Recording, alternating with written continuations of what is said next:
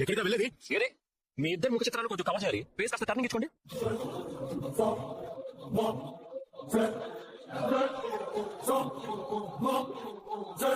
అది నేను దర్శనం కోసం వచ్చాను, వెళ్తాను. చింతమణి ఆగు.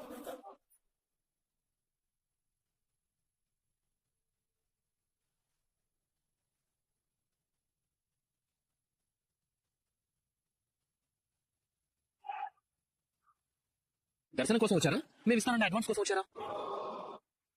ఏమి చింతి, నువ్వు స్లాడ్నేనా మా మీనాని మోసం చేస్తావా? ఇప్పుడు గుళ్ళు అందరి ముందు నీ పరువు తీయడానికి ఇక్కడికి రప్పించాను. ప్రార్థన. సార్, ఈ ఇద్దరు కలిసి నా భార్యని పైకి రేయకుండా చేయాలని ఫేక్ అగ్రిమెంట్ మీద లక్షకి ఇంకో సొమ్ము తగిలించి ఆ 10 లక్షలు మీ దగ్గర తీసుకుని ఇక్కడికి వచ్చి వాటాలు వేసుకుంటున్నారు. చూసారు కదా? సార్, నాకు ఇంగ్లీష్ చదవడం రాదని ఇంటికి వెళ్ళి చదివి సంతకం చేస్తాను అన్న తొందర పెట్టి సంతకం చేయించాడు సార్. నేను చూసినప్పుడు 1 లక్ష మాత్రమే వేసింది. తర్వాత 10 లక్షలు చేసి మొత్తం ఇచ్చాను అని చెప్పి మనుషులు పెట్టి బయట గెంటించాడు సార్. చెప్పినా జరిగినంతా చెప్పు, మొత్తం వీడియో రికార్డ్ అవుతుంది. నేను వీడియో తీస్తున్నాను, ఒకటి సోషల్ మీడియాలో పెడతా, ఇంకోటి పోలీసులకు ఇద్దాం. గుడి కాబట్టి ఊరుకున్నాం, లేదంటే మీ ఇద్దరిని. శృతి, నేను నిమిషంలో 100 మంది ఆడవాళ్ళని తీసుకురాగలను శృతి, కానీ ఇలాంటి దానికి మనకి తేడా ఉండాలి కదా. ఏంటా ఇది? ఏంటిది? ఎప్పటి నుంచి వాటలు పంచుకుంటూ కొత్తగా వచ్చే వాళ్ళని తొక్కేస్తున్నారు. తోడుదొంగలు తయారయ్యారు. ఆ 9 లక్షలు ఏమంటారా చెప్పు, లేదంటే పోలీసులు పిలిపిస్తాను. వాళ్ళ స్టైల్లో నిజం చెప్పిస్తాను. వద్దు సార్, పిల్లలు కలవాని. ఇది మీనా డబ్బే సార్. ఏది మళ్ళీ చెప్పు. ఇది మీనా డబ్బే. మరి అగ్రిమెంట్ 10 లక్షలు ఇచ్చినట్టు రాస్తుంది. ఈ మేడం ఇచ్చే కమిషన్ కి ఆశపడి మీనాకి 1 లక్ష మాత్రమే ఇచ్చి 10 లక్షలు ఇచ్చినట్టు అగ్రిమెంట్ మీద సంతకం చేయించాను. ఈ మేడమేనా? ఈ మేడమే కదా? మేడం చింతి, చూపించు నీ అయ్యా, నీ మొహం చూపించు. నీ గురించి మొత్తం ప్రపంచం అంతా తెలిసేయాలి. సార్, ఈమె మొదటి నుంచి నన్ను అడగదొక్కాలనే చూస్తుంది సార్. అయినా నేనేం పట్టించుకోలేదు. అందుకే నన్ను అప్పుల పాలు చేసి డెకరేషన్ అంటేనే భయపడి వెనక్కి తగ్గేలా చేయాలని ఇంత మోసం చేసింది. వీడేమైనా తక్కువ? ఈ గాడిద కొడుకు డోంకీసన్ మనుషులు పెట్టి మీనే గెంటిస్తావా? మా ఫ్యామిలీలో వాళ్ళు కూడా తలా కాస్త బాకీ తీసుకుంటారు. అమ్మ ఆగండి, కమిషన్ కి కక్కుర్తి పడి గడి తిన్నాను. నాకు బుద్ధి వచ్చింది. అమ్మ మీనా, నన్ను క్షమించమ్మా. ఇప్పుడు క్షమించమనంటావేంటో? నిన్ను కోసి ఆగు. డబ్బు మీనాకి తీసుకున్నామా. నువ్వు ఇలాంటి దానివి కాబట్టి నీ కాపురం ముక్కలైంది, అయినా బుద్ధి రాలేదు. మీనా ఇప్పుడే ఎదుగుతోంది. అది చేయాలని చూసామంటే మొత్తం నీకు బయటపెడతాను, జాగ్రత్త. కానీ వీడు పరిగెట్టుకుని మీనా గురించి అన్ని మండపానికి చెడుగా చెప్పారు కదా సార్. మా అసోసియేషన్ మీటింగ్ లో వీడి చింతమణితో చేతులు కలిపి ఇదంతా చేశారని చెప్తాను. మీనా తప్పేం లేదని అందరూ అర్థం చేసుకుని ఇక నుంచి ఆడాలని మీనాకే వచ్చేలా చేస్తాను.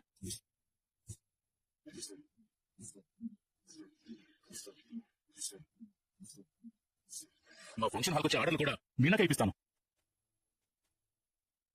థ్యాంక్స్ సార్, నన్ను నిజంగా కాపాడారు. నిన్ను కాపాడింది నీ భర్త, నీ కుటుంబం అమ్మా, నేను కాదమ్మా. చింతమణి, నేనేమి నీ నోటి కాడ కూడా చెడగొట్టడానికి రాలేదు.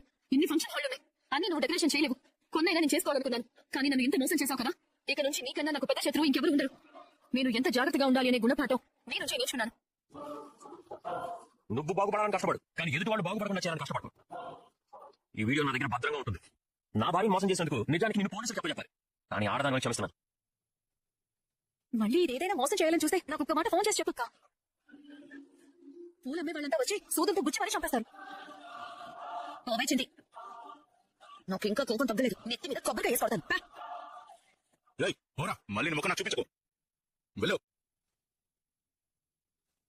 మీ మేలు జన్మలో మర్చిపోలేను సార్. లేదమ్మా, నేను మీకు థ్యాంక్స్ చెప్పాలి. మీరంతా కలిసి నా ఫంక్షన్ హాల్లో జరిగే ఫ్రాడ్ని బయటపెట్టారమ్మా. ఈ మోసాన్ని బయటపెట్టింది మాత్రం మీ బాలునే. మీ సాయం లేకుండా నా వల్ల ఏదైనా బ్రహ్మ. ఇక నుంచి అన్ని ఆర్డర్స్ మీకేనమ్మా. వస్తాను. మంచిది. మీరెప్పుడు వచ్చారండి? ఎప్పుడో వచ్చాను. మరి నాతో ఎందుకు చెప్పలేదు? నాతో కూడా చెప్పుకోలేక నీలో నువ్వే కోల్పోతున్నావుగా. అప్పుడే అనుకున్నాను ఈ సమస్య తీర్చాకే నీకు కనిపించాలి అని. సమస్య తీరిపోయిందిగా, ఇప్పుడైనా పోలకంపనవదా? చాలా భయం వేసిందండి. చిన్న అమౌంట్ కూడా కాదు కదా, ఎంతో కష్టపడి చేసిన పని, నమ్మకంతో చేసిన అప్పు అన్ని గుర్తొచ్చాయి. జీవితంలో ఇక కోలుకోలేనేమో అనుకున్నాను. పాపం మీరేమో ఎక్కడో ఉన్నారు. అప్పటికే ధైర్యం చేసి చెప్పాలనుకున్నాను, కానీ మీరున్న పరిస్థితుల్లో చెప్పలేకపోయాను. చెప్పాలి కదా మీనా. చెప్పమని నేను కూడా చెప్పాను బావా. వద్దు, మళ్ళీ ఆవేశంలో బావ వాళ్ళని ఏమైనా చేస్తారేమో అని భయపడింది. నీ ఆవేశం మీద బదనకి ఎంత నమ్మకం చూడు. కొన్నిసార్లు ఆవేశం కూడా అవసరమే. కొన్నిసార్లు మీలా తెలివిగా ఆలోచించడం కూడా అవసరమే డబ్బమ్మా. నువ్వు ఆ టైంలో నన్ను ఆపకపోయి ఉంటే మీనా అనుకున్నది నిజమై ఉండేది. మీనా ఎంతో కష్టపడి ఈ స్థాయికి వచ్చింది. ఎవరైనా తనకు అన్యాయం చేయాలని చూస్తే నేను అస్సలు తట్టుకోలేదు. తెలుసులే బావా. రవి, డబ్బమ్మ, మీరిద్దరూ లేకపోతే ఈ సమస్య ఇంత త్వరగా సులువుగా పరిష్కారం అయ్యేది కదరా. మీ ఇద్దరికి special thank you so much. అప్పో ఇంగ్లీష్.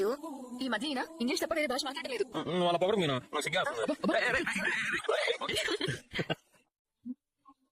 మీనా చేతిలో డబ్బులు, అవతల బాకీలు పెట్టుకుని మనస్ఫూర్తిగా నవ్వలేకపోతున్నానండి.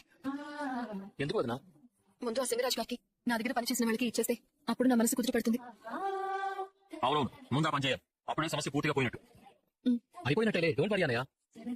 ప్రాబ్లం సాల్వ్ అయింది. పార్టీ లేదా? ఎందుకు లేదు? మీరు రెస్టారెంట్ నుంచి తెచ్చేయండి రవి, ఇంట్లో అందరం కలిసి తిందాం. ఇదొంచరా, మీరు అటు వచ్చేయండి, మేము ఇటు వచ్చేస్తాం.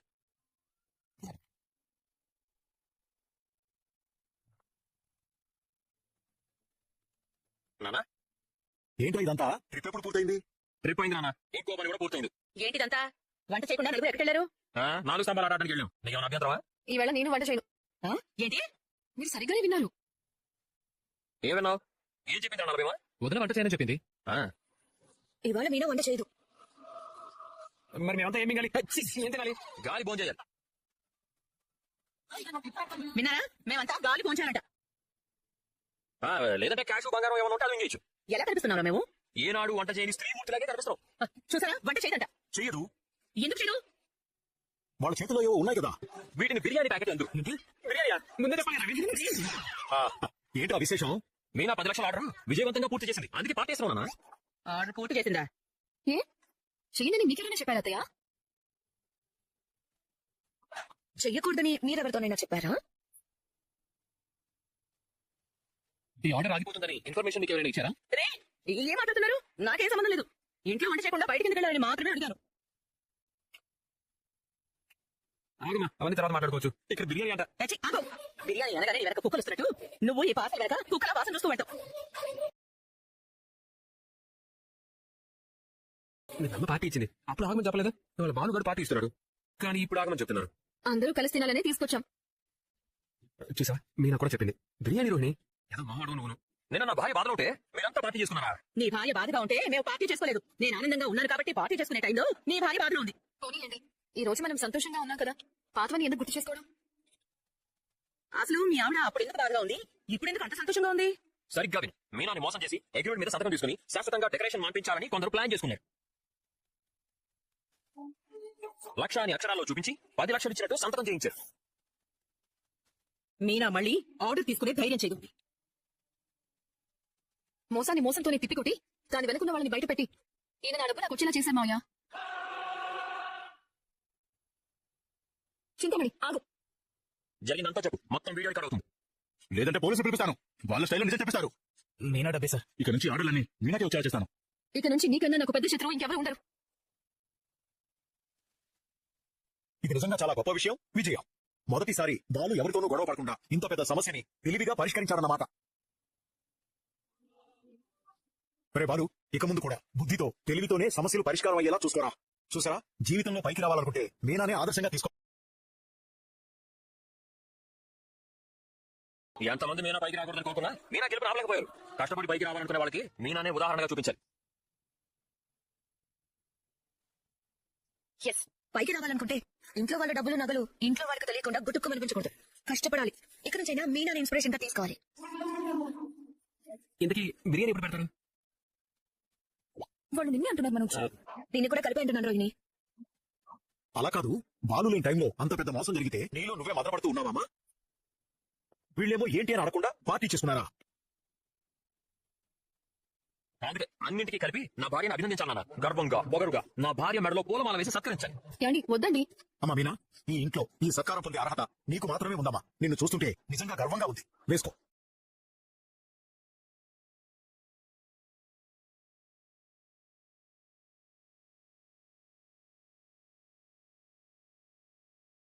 నీ చేతులకి ఏమొచ్చింది? పడిపోయి చాలా. అది మీకు మీరు అనుకుంటే సరిపోదు, వాళ్ళు నోటితో అనాలి. అంటే మీ కడుపులో ఇంత ఉందా? మీ ముగ్గురు కడుపులో ఎంత ఉందో మాకు తెలీదా? నా కడుపులో ఏమీ లేదు, ఖాళీగా ఉంది. బిర్యానీ కోసం వెయిట్ చేస్తుంది. కాస్త చూపు పక్క తిప్పు మనోజ్. బిర్యానీ ఎక్కడికి పోదు గాని. ఇలాంటి భర్త దొరకడం నిజంగా నీ అదృష్టం మీనా. కొందరు భార్య సంపాదన తనకన్నా కాస్త ఎక్కువైతే అసూయ పడతారు, కానీ బాలు నీ గెలుపుని తన గెలుపుగా భావిస్తున్నాడు. థ్యాంక్స్ మావయ్య. థ్యాంక్స్ అండి. డాక్యుమెంట్ మీద సంతకం పెట్టే ముందు చదవాలి, కాబట్టి చదువు ముఖ్యం. అవునరా, నువ్వు చాలా తెలివినోడు కాబట్టి ఆ అగ్రిమెంట్ కూడా అడగకుండా 30 లక్షలు మింగమని ఇచ్చి మోసపోయావు. నువ్వు కూడా చదువుకుని ఉండాలి. బయట అన్ని డిగ్రీలు చదివినట్టు బోర్డు రాయించి పెట్టావు. మరి నువ్వే చదివరా? నువ్వెందుకు అంత డబ్బు పోగొట్టుకున్నావు? బిర్యానీ కంటే ఎక్కువ ఏంటి? బిర్యానీ ముందు 30 లక్షలు తక్కువ. కర్మ. రే, వాడు లాక్కు తినేలా ఉన్నాడు. అందరం కలిసి సంతోషాన్ని పంచుకుందాం. రండి. పదండి. నువ్వేంటి పాదాల్లో మేకలు కుట్టుకున్నావా? నా తినాలని లేదు. అయితే అమ్మవారి కూడా నాకే. రెండతయ్యా, నువ్వు నాకొద్దే. నిన్ను 10 లక్షలు మోసం చేసిన వాడు ఎవరో చెప్పు. ఎందుకు? ఆ మనిషి పేరు తెలుసుకోవాలనుంది. మీకు తెలీదా? మీకు తెలియకుండానే ఇంత జరిగిందా? శృతి, అతనికి ఎలా తెలుస్తుంది? మీ రెండతయ్యా. నాకు నిజంగా బాగోలేదు, అజీర్తిగా ఉంది. మొన్నేగా మా ఇద్దరికి కడుపులో అజీర్తి చేసింది. మరి నిన్నేగా మీనా బాధగా ఉంటే పార్టీ చేసుకుని బిర్యానీ తిన్నారు. ఇప్పుడు బాలు మీనా ఆనందంగా ఉంటే మీకు అజీర్తి చేస్తుందా? అది గెలిస్తే నాకు వడ్డనం చేస్తుందా? ఏమడుతున్నావు శృతి? సారీ అమ్మా, శృతి మాట పట్టించుకోకు. పద్ధతిందో లేదా డాన్స్ క్లాస్ ఉంది, బిర్యానీ తినేస్తే నిద్ర వస్తుంది. పైగా నాన్ వెజ్ తిని క్లాస్ వెళ్ళకూడదు కదా. మీరు తినండి. సరే పదండ్రా. అరే మరి అమ్మవార రే, అది కూడా నీకే ఇస్తాను. పద్ధతి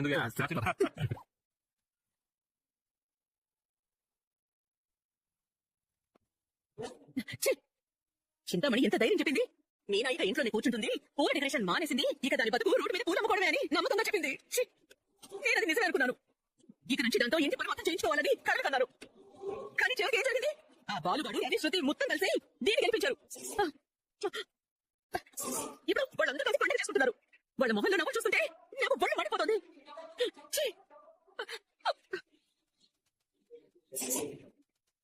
ఇప్పుడు ఇది 10 లక్షలు ఆర్డర్ చేసేసింది. రేపు 20 లక్షలు, ఎల్లుండి 30 లక్షలు. అయ్యో, ఇంకా ఆగదు.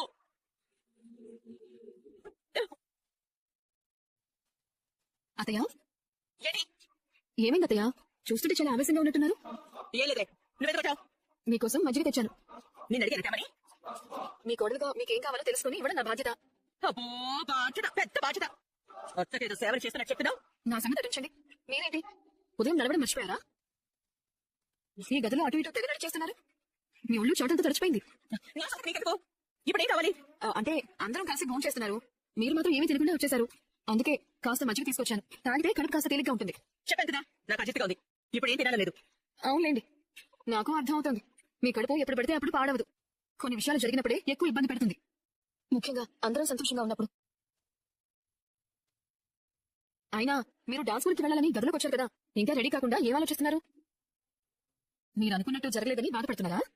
ఏంటి, నువ్వు నాకేమైనా చెప్పాలనుకుంటున్నావా? అయ్యో, మీరు పెద్దవాళ్ళు, నేను మీకు చెప్పేదే ఉంటుంది అత్తయ్య. సమయానికి భోజనం చేయండి, రాత్రులు ప్రశాంతంగా నిద్రపోండి, ఆరోగ్యాన్ని జాగ్రత్తగా చూసుకోండి.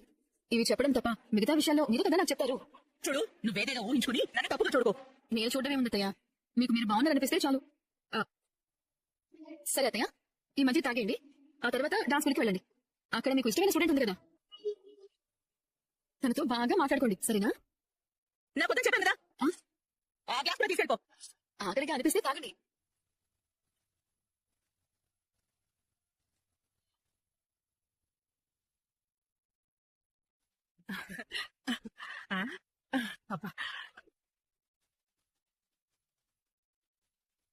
రాబోదురా, రా. చూడదురా, ఈ చీరలు కొన్నాను. నా కోసం సుందరి కోసం నగలు కూడా చేయించాను. చూడు, మంచిది. దాచుకోకపోతే దోచుకుపోతావా ఏంటి? పప్పు దప్పడం మాత్రం పెట్టుకో. ఏంటి అలా ఉన్నావు? ఏదో జరుగుతుంది అనుకున్నాను, ఏమీ జరగలేదు. ఈ చింతామణి చెప్పేదొకటి చేసేదొకటి. ఏమైంది వదినా? అది మాస్టర్, అందరం వచ్చేసాం మాస్టర్. చింతామణి వచ్చిందా? వచ్చింది మాస్టర్. సరే పదండి, నేను వస్తాను.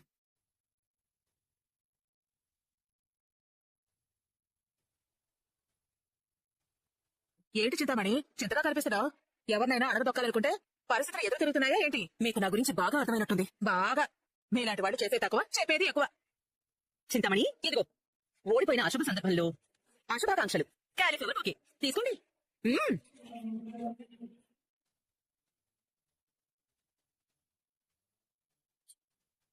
కాలీఫ్లవర్ బొకే ఎందుకు ఇచ్చావు వదినా? మేడం గారు మీనా ఫ్లవర్ డెకరేషన్ మానేసి ఇంట్లో కాలీఫ్లవర్ కూర చేసుకుంటూ కూర్చునేలా చేస్తానని శబదం చేసింది. ఓడిపోయింది అందుకు. మీకు తెలిసిపోయిందా? ఇంట్లో పండగ చేసుకుంటుంది మా మీనా. మంచి మంచి బిర్యానీ తెప్పించుకుని అందరూ కలిసి పార్టీ చేసుకుంటున్నారు. నేను చెల్లిపోయానని ఏడం చేశారు. నా కోడల్ని దానికి తెస్తానని ప్రగల్భాలు పలికి గంభీరంగా మొహం పెట్టి గంభీరంగా గొంతు పెట్టి శకుల్లాగా చెప్పి చివరికి తోసిమనిపించింది. మీరు పుండు మీద కారం చల్లుతున్నారు. నువ్వు ఊరుకోవదనా? చెడపకురా చెడేవు అన్న సామెత పాపం చింతామణికి తెలీదు. ఏదో మీనా 4 రూపాయలు సంపాదించుకుంటుంటే ఇద్దరు కలిసి కళ్ళలో నిప్పులు పోసుకున్నారు. చివరికి ఏంపి ఏం చేశారు? అది కాదు చింతమణి, నేను చెప్పిందేంటి, నువ్వు చేసిందేంటి? నా కోడలు డెకరేషన్ మార్పించేసి ఇంట్లో కూర్చొని చేస్తానన్నావు. అంతే కదా? అందుకే కదా నేను ఒప్పుకుంది. అంతే కదా? మరి ఇప్పుడు ఏం చేసింది? 10 లక్షలు మోసం చేయాలని చూసింది.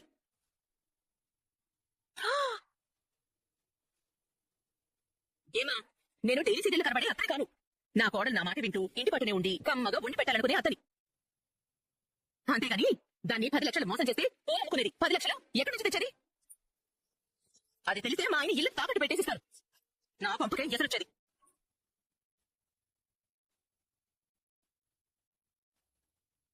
ఏమా, మరి 10 లక్షలు లాస్ చేద్దామని చూసావా? పైగా పైన ఇంత ఎర్రటి పొట్టు పెట్టుకుని పవిత్రంగా కనిపిస్తే సరిపోదు. మా బాలుగాడు తెలివైనడు కాబట్టి ఈమె బండారం బయట పెట్టాడు. ఇంకా నయం, పోలీస్ కేసు పెట్టలేదు. అయ్యో, మీరు అబద్ధం చేసుకుంటున్నారు. నేను మీనా డెకరేషన్ మానేసి మీ కాళ్ళ దగ్గర పడుంటుంది అనుకున్నాను. నువ్వు నాకు సాయం చేయకపోయినా పర్వాలేదు. నా ఇంటి మీదకి లక్షలు తెచ్చి పెట్టకుండా ఉంటే చాలు. సరేనా? సరే సరే. అయినా మీ కొడుకు కోడలు మీలాగే గట్టి వాళ్ళనేది తెలిసిపోయింది కదండి. పదండి మాస్టర్, ప్రాక్టీస్ మొదలు పెడదాం. పదండి పదండి.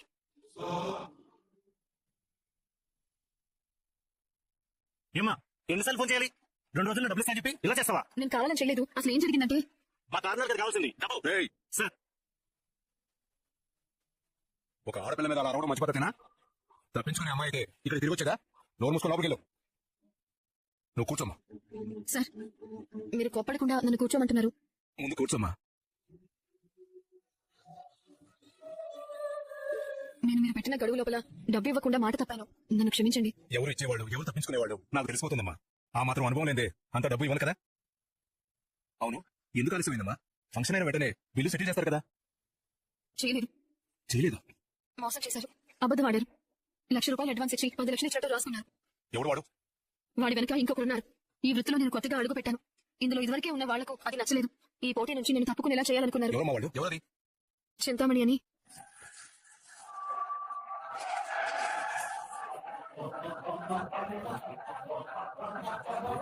చాలా రోజులుగా ఈ వృత్తిలో ఉంది. నేను తొందరగా పైకి రావడం ఆవిడకి నచ్చడం లేదు. చాలాసార్లు నన్ను దెబ్బతీయాలని చూసింది. నా భర్త నాకు సహాయం చేయడం వల్ల ఇంతకు ముందు బయటపడ్డాను. ఇప్పుడు కూడా ఆవిడ చేసిన మోసాన్ని నా భర్త తెలివిగా బయట పెట్టించి మండపం ఓనర్ ముందు దొరికిపోయేలా చేశారు. దాంతో నా డబ్బు నా చేతికి వచ్చింది సార్. చింతామణి, ఆగు. ఇక నుంచి నీకన్నా నాకు పెద్ద శత్రువు ఇంకెవరు ఉండరు. నాకు ఇలాంటి ఎత్తులు పై ఎత్తులు తెలీదు. ఈ రాజకీయాలు తెలీదు. ఈ మోసాలు అబద్ధాలు ఏమీ తెలీదు. మా అమ్మ గుడి ముందు బండి మీద పూల మాలలు కట్టి అమ్ముతుంది. నేను కూడా అదే నేర్చుకున్నాను. మా భర్త నన్ను ప్రోత్సహించి ఒక స్కూటీ కొనిపెట్టారు. దాని మీద ఇంటింటికి వెళ్లి పూలు ఆర్డర్ పెట్టిన వాళ్ళకి ఇస్తూ వస్తూ ఉంటాను. అనుకోకుండా నాకు డెకరేషన్ చేసే అవకాశం వచ్చింది. చిన్న చిన్న ఫంక్షన్లు చేస్తూ వస్తున్నాను. మొదటి నుంచి ఆ చింతామణి నన్ను ఈ వృత్తిలోకి రాకుండా చేయాలని చాలా ప్రయత్నాలు చేస్తుంది. చివరికి నాకు కావాలనే పెద్ద ఆర్డర్ ఇప్పించి, కావాలనే 10 లక్షల ఆర్డర్కు ₹1,00,000 అడ్వాన్స్ ఇప్పించి, మిగతా పెట్టుబడి కోసం నేను అప్పు చేసేలా చేసి, అందుకే మీకు ఇచ్చిన మాట ప్రకారం డబ్బు తేలేకపోయాను. భయం వేసింది. నా భర్త కూడా చెప్పుకోలేక నలిగిపోయాను. నా అదృష్టం, నేను చెప్పకుండానే నా భర్తకి తెలిసిపోయింది. వాళ్ళ మోసాన్ని ఓనర్ గారి దగ్గర బయటపెట్టి నా డబ్బు నాకు ఇప్పించారు. ఆలస్యమైన మాట నిలబెట్టుకుంటున్నాను. మీ డబ్బు మీకు ఇవ్వడానికి వచ్చాను. లెక్క పెట్టుకోండి సార్. నా లెక్క తప్పలేదు. ఏదో పెద్ద సమస్య వస్తే తప్ప నువ్వు ఆలస్యం చేయమని అర్థమైంది. ఒకవేళ డబ్బు తీసుకురాలేకపోతే ఏమైపోయేదాను తలుచుకుంటేనే భయంగా ఉంది. భయం ఎందుకు? న్యాయం నీ వైపు ఉంది. కొంచెం ఆలస్యమైన న్యాయమే గెలుస్తుంది. అబద్ధాలు మోసాలు ఎప్పటికైనా బయటపడతాయి. నిజమే, నిలకడగా తెలుస్తుంది. నువ్వు నీతిగా నిజాయితీగా సంపాదించాలనుకున్నావు. కానీ ప్రతి వృత్తిలో ఉన్నట్టే పోటీదారులుంటారు. కొందరు అసూయపడితే ఇలాంటి కొందరు పడగొట్టాలని, చెడగొట్టాలని, దొంగ దెబ్బ తీయాలని చూస్తారు. కానీ నువ్వు బెదిరిపోయి వెనకడుగు వేయలేదు. అవును, నా భర్త అండగా ఉండటం వల్ల ధైర్యంగా అనిపించింది. ఇక నీకు ఎదురులేదు. ఈ వృత్తిలో నేను కొట్టేవాళ్లే లేరు. ఆ చింతామణికి నీ జోలికొస్తే ఏం జరుగుతుందో బాగా అర్థమై ఉంటుంది. ఇలాగే బెదరకుండా నిలబడితే నీ వైపు కన్నెత్తి చూడడానికైనా భయపడుతుంది. ఇన్ని రోజులు నేను వడ్డీకి అప్పులిచ్చాను. మొట్టమొదటిసారి ఒక ఆడపిల్ల తన కాళ్ళ మీద తను నిలబడటానికి సహాయం చేయాలనుకుంటున్నాను. చూడమ్మా, నీకు ఎంత పెద్ద ఆర్డర్ వచ్చినా చెయ్యలేను అనుకోవద్దు.